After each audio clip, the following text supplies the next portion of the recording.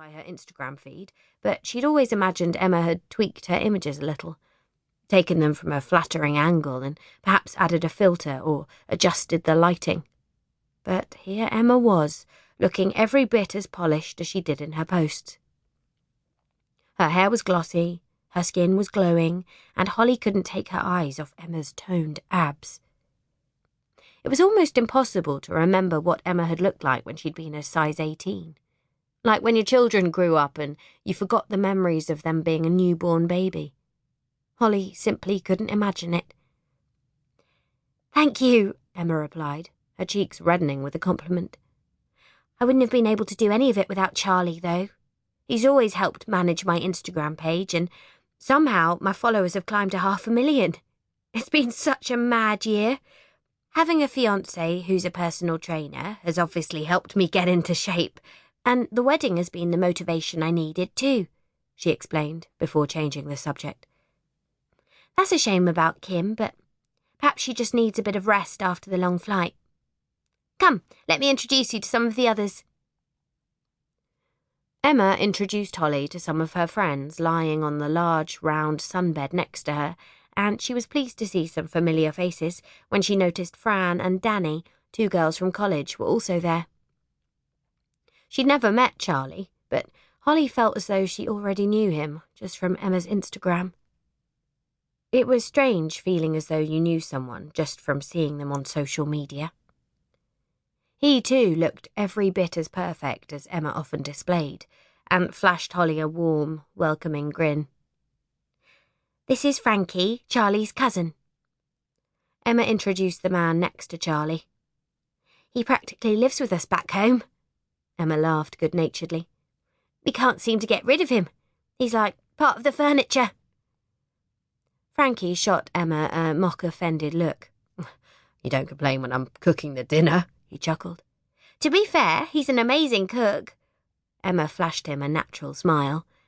"You've been a massive help with the wedding too," she added sweetly. "Even more than Charlie, I'd say." She raised her eyebrows at her fiancé, but it was clear to see that Emma wasn't really bothered. "Hey, I've done loads of organising," Charlie retorted without conviction. "Frankie's just better than me at planning things, that's all." He shrugged. "He seems to like all the girly stuff." Frankie elbowed him playfully. "Come, let's go to the bar and get a drink," Emma suggested to Holly merrily. "We have so much to catch up on." Holly felt a buzz of excitement as she followed Emma. She hadn't drunk alcohol in the daytime for ages. It felt rebellious and completely alien to her. It was hardly a regular occurrence since she'd become a parent, and she felt so free having no children to think about while she was here. No noses to wipe, faces to clean, or nappies to change. Holly was determined to enjoy every second and appreciate just thinking about herself for once. This was so far from her usual Wednesday afternoons at Lottie's swimming lesson, chasing after Jacob as he toddled closer and closer towards the swimming pool and trying to feed him as many snacks as possible to keep him occupied. "Thanks so much for coming all the way out here for my wedding," Emma said, looking grateful as they ordered some cocktails. "I know it's not exactly close to home, and it must be difficult for you with the children. How are they? Haven't seen them for ages.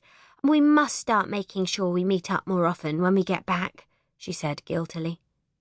"Definitely," Holly agreed. Before she and Kim had become parents, they used to see Emma all the time. It wasn't anyone's fault that they didn't spend as much time together anymore. It was just one of those things. Their lives had gone in different directions.